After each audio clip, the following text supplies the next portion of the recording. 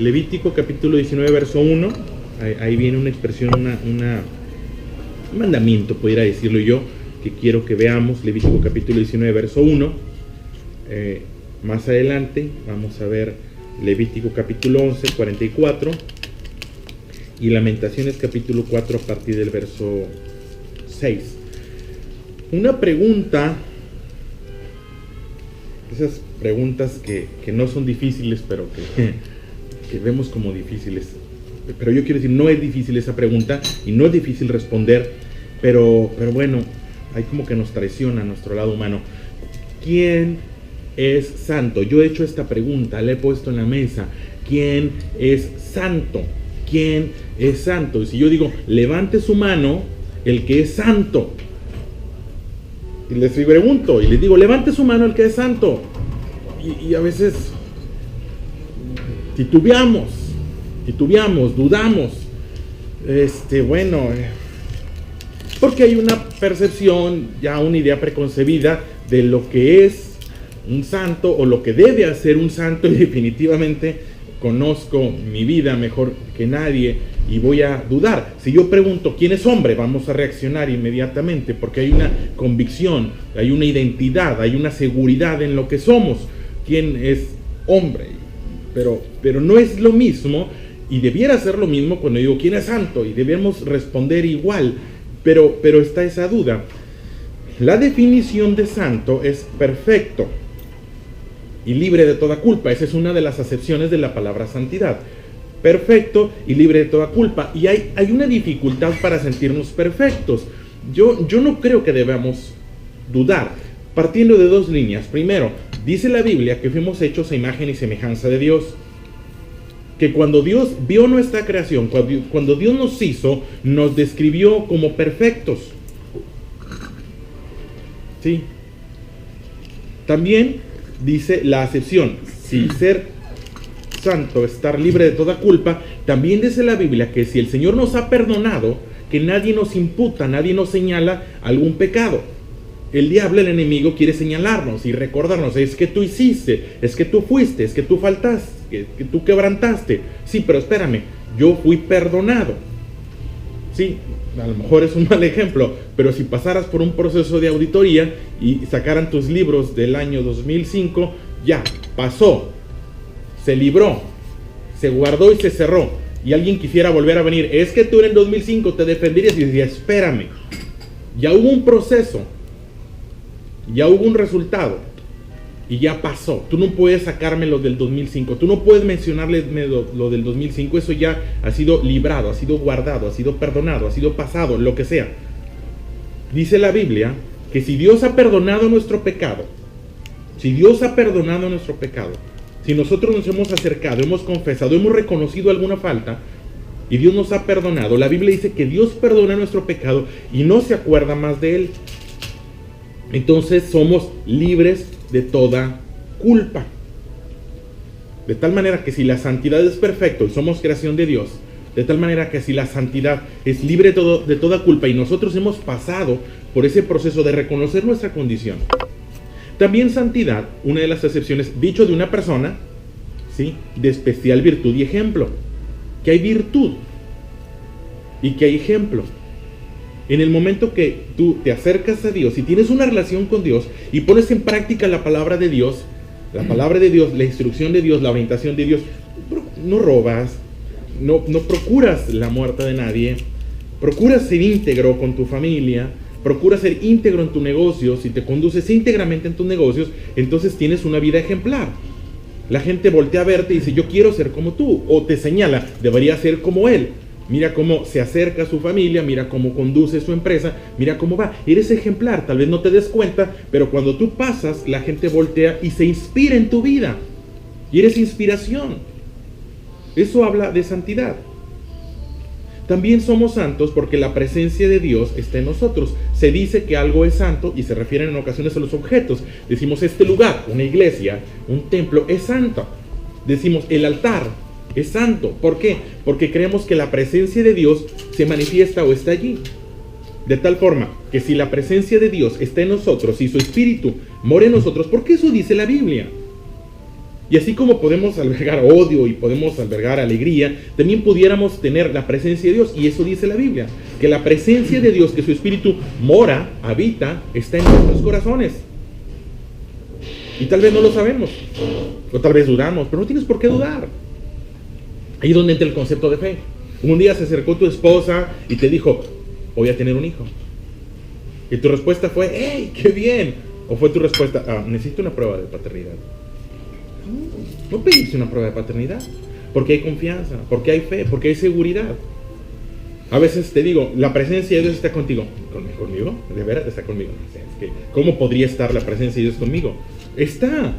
Tal vez es imperceptible, tal vez no la ves, tal vez no la reconozcas, pero no quiere decir que no esté. Allí está la presencia de Dios. ¿Cuántas cosas pudieran estar y no conocer? Mira, hace algunos años no sabíamos que nuestra mano podía tener microorganismos, microbios. Hoy lo sabemos. Porque hay microscopios, porque hay adelantos, tal vez porque hay fotografías. Pero si en un cultivo, eso lo conocen los químicos, tú pusieras tu mano y la quitabas y cerraban, en esa caja Petri, en ese cultivo, crecerían muchos microorganismos. Todo eso y no lo sabías. No porque no lo veas, no significa que no está. Y yo puedo decir lo mismo, no porque no veas la presencia de Dios en un sentido físico, no significa que no esté. Si la presencia de Dios está en tu vida, eres santo. Debiera haber seguridad, debiera haber convicción. Soy santo. Levítico capítulo 19, verso 1. Dice: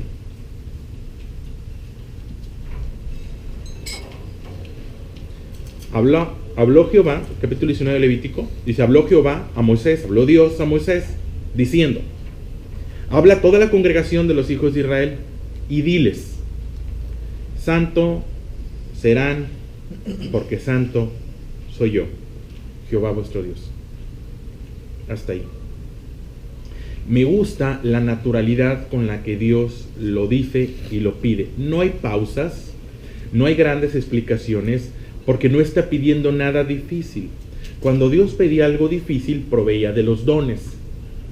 Porque en ocasiones había situaciones difíciles. Cuando Dios va con Gedeón y dice, Gedeón, vas a enfrentarte, Dios le da algunos dones, le da algunas confirmaciones y le da la forma. Cuando Dios habla con Moisés y le dice, Moisés, vas a ir a hablar con Faraón, dice, es que Faraón no me va a hacer caso, le provee de algunos recursos para convencer a Faraón. No es el caso. No es el caso de la santidad. Santos serán, porque yo soy santo. Eres santo porque Dios es santo, punto. Yo soy luna porque mi papá es luna, hasta ahí. Él es luna y nací y eres luna. Es una consecuencia. Si Dios es nuestro Padre, somos santos. Y era un pueblo santo. El asunto es que hay consecuencias cuando no reconocemos o nos alejamos de esa santidad. Así como pudiera haber consecuencias si yo reniego de mi apellido y me voy sin mi apellido, y me voy sin la fortaleza de mi familia. También hay consecuencias cuando no reconozco la santidad o no me ejercito en la santidad, porque si bien la santidad es algo que está en mí, es algo con lo que me debo ejercitar. Una de las acepciones de la palabra santo es algo que es, dice del hebreo, elegido por Dios, diferenciado o distinguido. Va de nuevo, elegido por Dios, Dios nos eligió a nosotros, y como consecuencia, diferenciado o distinguido. ¿Qué es ser santo? Bueno, diferenciado, distinguido. Véanlo de esta forma. Tú llegas a un salón, ahí están tus hijos, están tus nietos. Llegas a una escuela, están tus hijos, están tus nietos en esa escuela. Hay 500 niños y todos están vestidos igual, azul con blanco tal vez. Pero uno es diferente. Uno es diferente. Uno se distingue de todos los demás. Uno es diferenciado de todos los demás. Uno sobresale de todos los demás. Cuando Dios ve a la humanidad, ocurre eso. Hay distinción.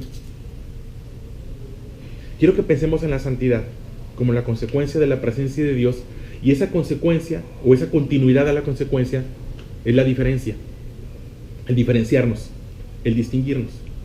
La Biblia cuenta la historia de lo que pasó con el pueblo de Israel. Hemos leído acerca del pueblo de Israel, el pueblo elegido, el pueblo santo, el pueblo distinguido por Dios. Sí. En algún momento se olvidaron de Dios, en algún momento se alejaron de la práctica de Dios. Cuando se alejaron de la práctica de Dios, cuando se quedaron solos, dice que fueron invadidos. Esto es historia. El libro de los Reyes, capítulo 25, se los leo. Libro de los Reyes, capítulo 25, verso 1 al 4. Es historia. Lamentablemente es historia. Quisiera que fuera una parábola, no lo es. Aconteció a los 9 años de su reinado, en el mes décimo, a los 10 días del mes de Nabucodonosor, que Nabucodonosor, rey de Babilonia, vino con todo su ejército contra Jerusalén y la sitió y levantó torres contra ella alrededor. Y estuvo la ciudad sitiada hasta el año 11 del rey Sedequías. A los 9 días del cuarto mes prevaleció el hambre en la ciudad hasta que no hubo pan para el pueblo en la tierra. Esto es, cuando ellos se quedaron solos, cuando Dios ya no fue su fortaleza, en algún momento los rodearon los babilónicos. Una práctica que tenían en la época era sitiar la ciudad, rodear la ciudad y cortar los suministros, afectar el comercio. No compras, no vendes. Y entonces se protegían en la ciudad amurallada y tenían tal vez alimento acumulado, pero eso era cuestión de tiempo. En algún momento dice la Biblia que fueron mejor los que murieron por la espada que los que murieron de hambre. Fue tan horrible. El libro de las Lamentaciones narra lo horrible que fue este proceso del sitio. Tal vez uno de los pasajes más horribles, diría yo, de la Biblia lo encontramos en las Lamentaciones. ¿Sí? Lamentaciones capítulo 4, verso 9.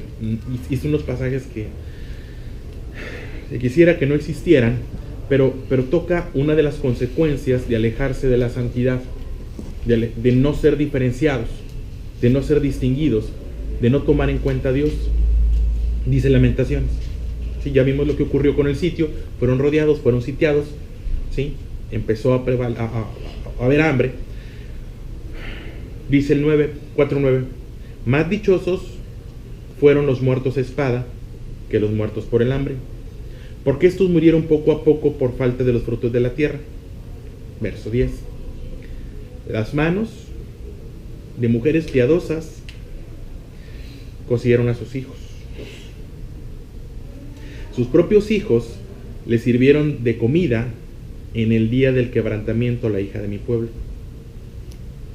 Cumplió Jehová su no, derramó el ardor de su ira y encendió en sí un fuego que consumió hasta sus cimientos.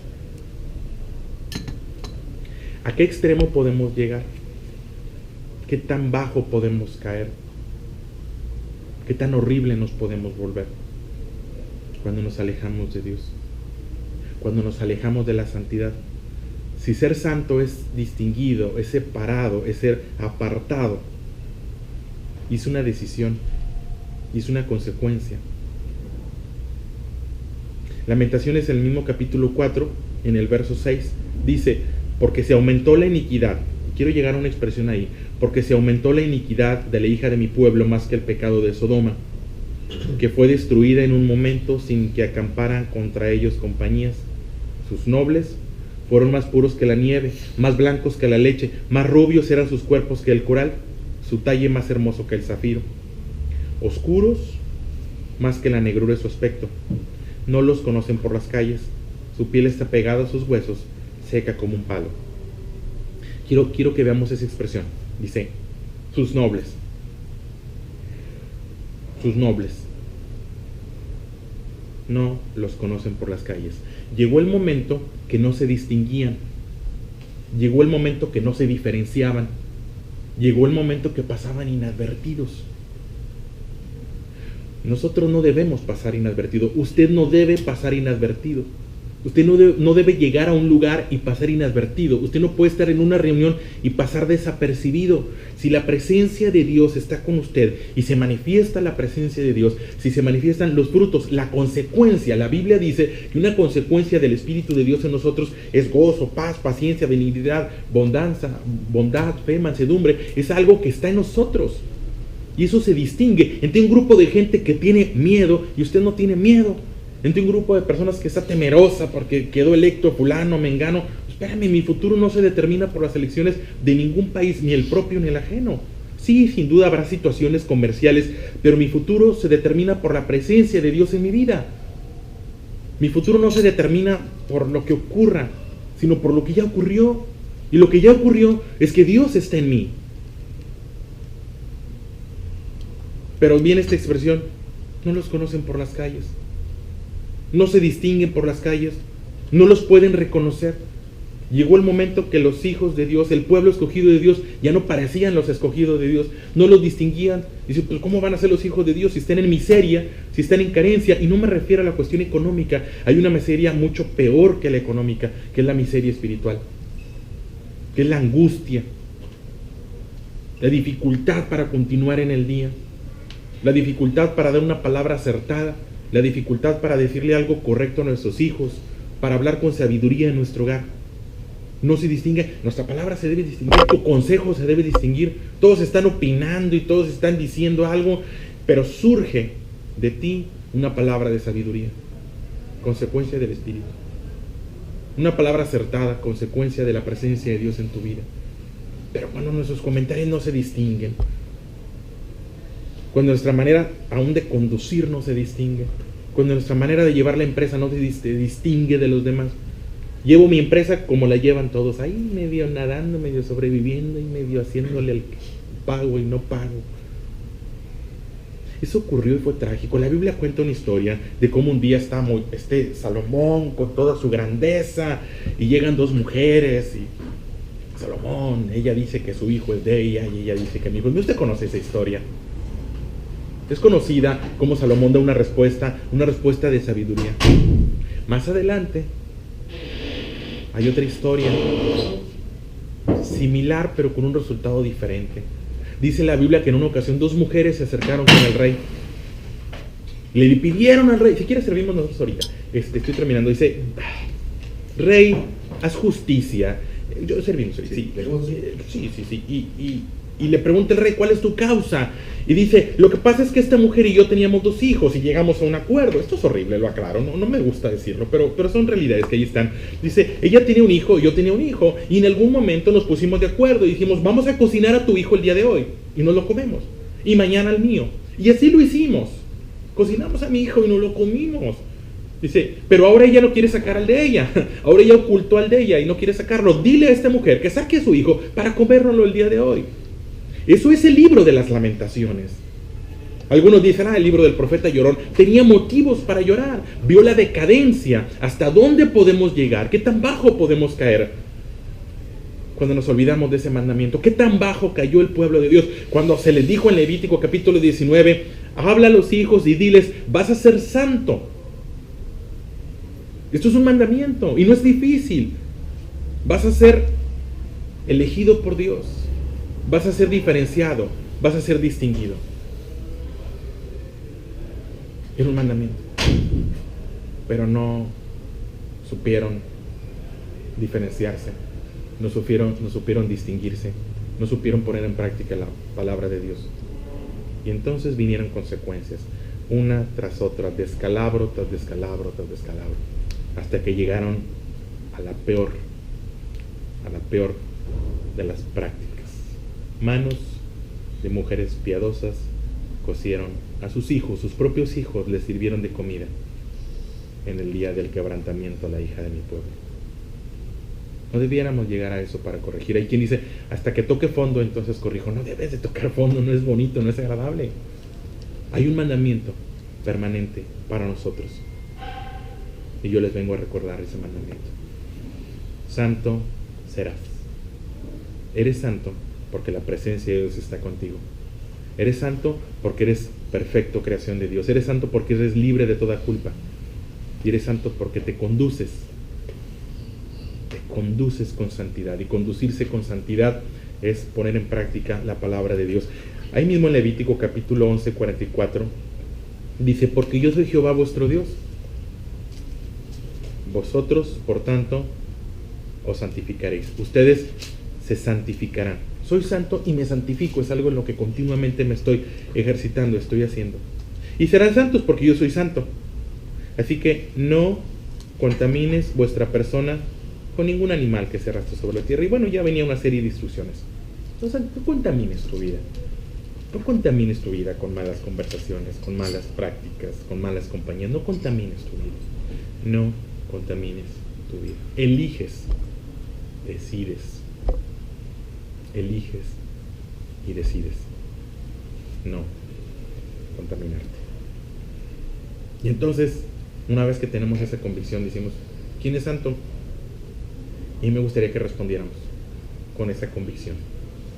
Yo soy santo porque procuro diferenciarme, porque mis palabras se diferencian, porque mis actos se diferencian, porque estoy dispuesto al perdón, porque estoy dispuesto a la tolerancia, porque estoy dispuesto a la sensatez, porque estoy dispuesto a reconocer mis errores, porque no ocupo que alguien venga y me diga cuáles son mis defectos, porque yo sé cuáles son mis defectos, porque dice la palabra de Dios que el que encubre su pecado no prospera, pero el que lo confiesa y se aparta alcanza misericordia.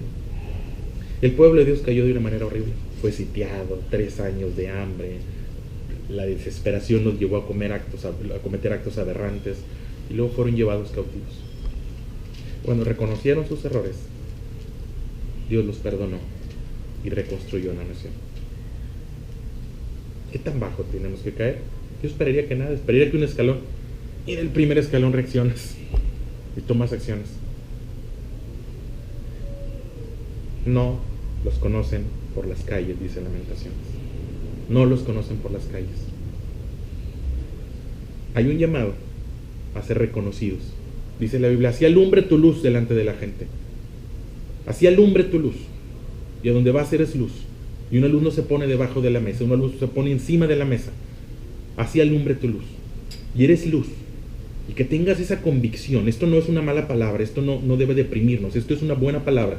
Eres luz, porque la presencia de Dios está contigo. Eres luz y te diferencias como padre, te diferencias como esposo, te diferencias como empresario, porque eres santo. Y santo es apartado, diferenciado, distinguido, elegido por Dios. Son santos. Y es una buena noticia. Y ahora lo que sigue es ejercitarnos o conducirnos en santidad. Se los dejo a su consideración. Vamos a hacer una oración, agradecer a Dios por su presencia que nos santifica, pedirle a Dios que traiga un recuerdo permanente de que somos santos y que debemos conducirnos de esa forma, diferenciarnos. Y agradecemos por los alimentos. Contador Abel, Padre, nos dirige por favor en esta oración. Te damos gracias, Señor, por permitirnos estar reunidos otra vez, como cada semana, para leer tu palabra y tratar de seguirla.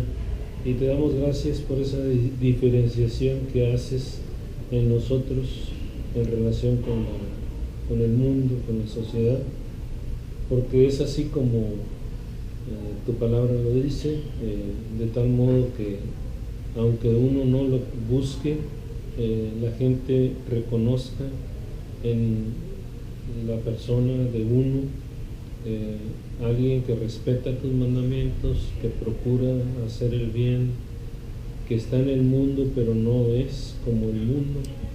Entonces por eso, Señor, te damos las gracias, y te damos las gracias aprovechando por los alimentos que vamos a ingerir en tu nombre. Gracias, Señor. Amén.